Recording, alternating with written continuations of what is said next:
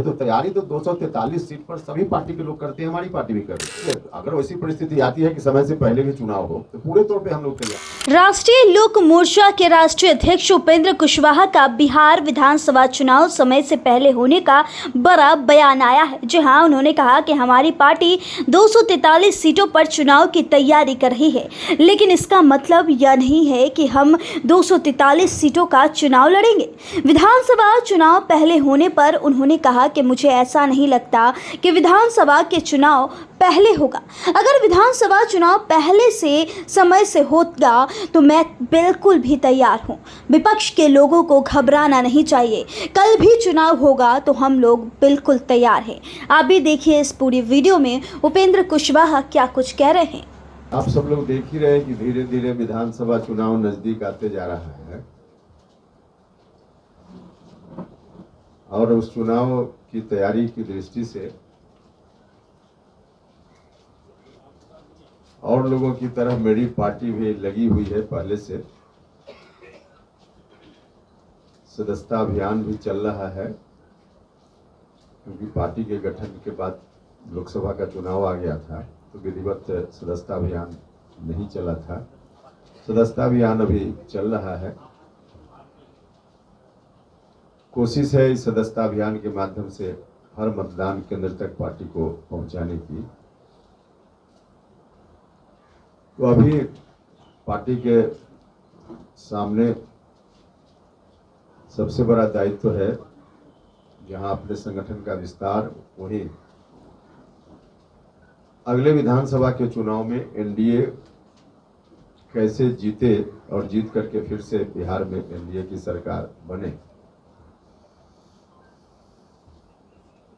इस काम के लिए जो पहले से कार्यक्रम हमारे चल रहे हैं, उसके अतिरिक्त बिहार भर में घूमने का, दौरा करने का मैंने अपना भी कार्यक्रम बनाया है। बिहार दौरा का कार्यक्रम है और इसकी शुरुआत 25 सितंबर, इसी 25 सितंबर से कार्यक्रम की शुरुआत होगी। एक यात्रा के रूप में पूरे बिहार में, जिस यात्रा का नाम हमने बिहार यात्रा दिया है। तो बिहार यात्रा 25 सितंबर से प्रारंभ होगी और कुर्था, जो शहीद जगदेव बाबू की धरती है, उस धरती का नमन करके इस कार्यक्रम की शुरुआत हम करेंगे। तो 25 तारीख को कुर्था जाकर, पटना से चलकर कुर्था जाकर वहीं से यात्रा की शुरुआत होगी, जगदेव बाबू का नमन करते हुए। और फिर उसके बाद उस दिन अरवल, औरंगाबाद, एक प्रिंटेड फॉर्म में भी कार्यक्रम है जो आपको मिल जाएगा। तो 25 तारीख को अरवल, औरंगाबाद, 26 तारीख को औरंगाबाद रोहतास, 27 को रोहतास भोजपुर और 29 तारीख को सारण। प्रथम चरण का यह कार्यक्रम है, जो इस महीना का कार्यक्रम है ही प्रथम चरण में। उसके बाद अगले महीना का कार्यक्रम, बाद के चरण का कार्यक्रम फिर बाद में आपको बताया जाएगा। तो इस तरह से पूरे बिहार की यात्रा होगी और सभी जगह जाकर के एक तो विधानसभा चुनाव में कैसे बेहतर से बेहतर एनडीए की रणनीति, हमारी रणनीति बन पाए, इस बात के लिए वहाँ जिला के साथियों के साथ, पार्टी के साथियों के साथ भी और आवश्यकता अनुसार एनडीए के दूसरे घटक दल के साथियों के साथ भी विमर्श करना, उनसे बातचीत करना और रणनीति के साथ साथ किन मुद्दों पर हमारी पार्टी काम करने वाली है, क्या एजेंडा हमारी पार्टी का है और रहेगा, इस पर भी विमर्श करना और सदस्यता अभियान की भी समीक्षा इसी क्रम में हो जाएगी। और वहाँ के साथी कोई और कार्यक्रम जिला के साथी अगर अपने हिसाब से लगाएंगे तो अलग अलग जिला के लोग जो कार्यक्रम लगाएंगे उन कार्यक्रमों में भी भाग लेना। एजेंडा के रूप में आप सब लोगों को मालूम है कि ठीक है कि अभी हमारी पार्टी फिर से बनी है तो नई पार्टी के रूप में है, लेकिन हमारा एजेंडा तो सतत चलते रहता है।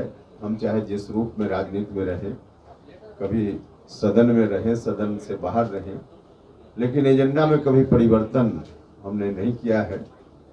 और उन्हीं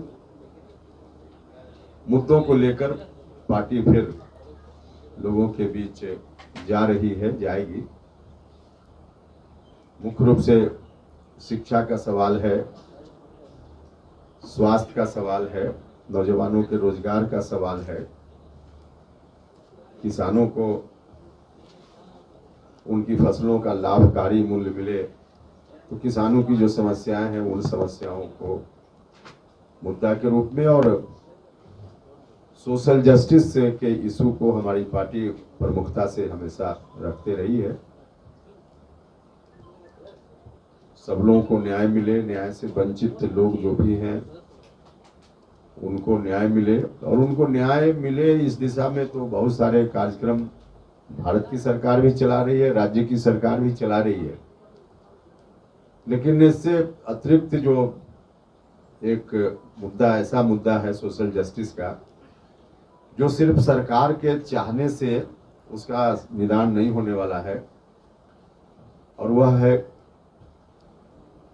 सुप्रीम कोर्ट और हाई कोर्ट में जजों की बहाली के लिए जो बिल्कुल गैर लोकतांत्रिक प्रक्रिया अपनाई जा रही है कोर्ट के द्वारा, यह मुद्दा हम इसलिए कह रहे हैं कि सरकार से सिर्फ संभव नहीं है, क्योंकि इस विषय पर भारत की सरकार ने, जब पिछली सरकार थी इसके पहले 2014 से 19 के बीच, उस वक्त भारत की सरकार ने फैसला लिया था कॉलेजियम सिस्टम को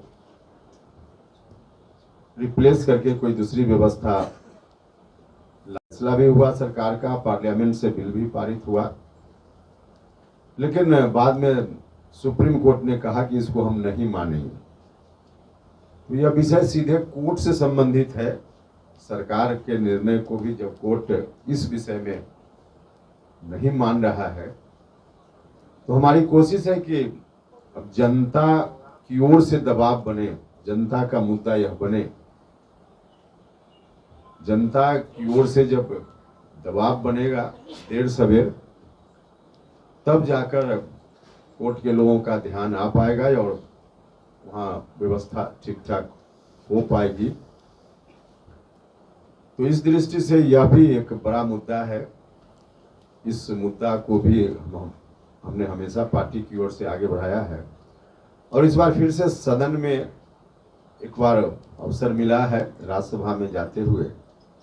ऐसे सदन से बाहर भी जिन मुद्दों की हमने चर्चा की, उन मुद्दों पर हमारी पार्टी मुखर रही है, लेकिन एक अवसर है हमारे लिए सदन में जाने का, और इस सदन का जो प्लेटफॉर्म है उसका भी इस्तेमाल लोगों के इंटरेस्ट में, आम लोगों के इंटरेस्ट में, बिहार के इंटरेस्ट में, सोशल जस्टिस के इंटरेस्ट में हम करेंगे, और हर तरह से पार्टी के एजेंडा को आगे बढ़ाने का काम होगा।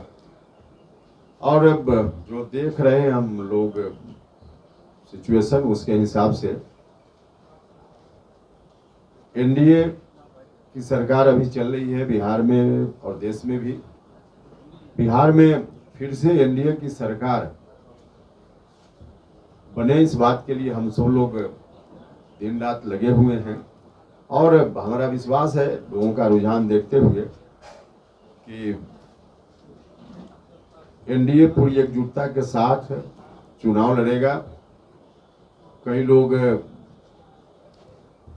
कुछ शंका व्यक्त करते रहते हैं, खासकर विरोधी लोग कुछ बोलते रहते हैं कि इनके बीच चुनाव के समय में कठिनाई आएगी, सीट शेयरिंग को लेकर क्या क्या। वैसे तमाम लोगों को निराशा हाथ लगेगी बिल्कुल सहज तरीके से, सरल तरीके से एनडीए के अंदर जो भी इशू आएगा उस पर एनडीए डिसीजन करेगा, वहाँ उसमें कोई कठिनाई नहीं होगी। और पूरी एकजुटता के साथ हम सब लोग मिलकर चुनाव लड़ेंगे विधानसभा का, और मजबूती से चुनाव जीतेंगे और मजबूती से अगली सरकार भी एनडीए की बनेगी। तो मुख्य रूप से यही कुछ विषय था।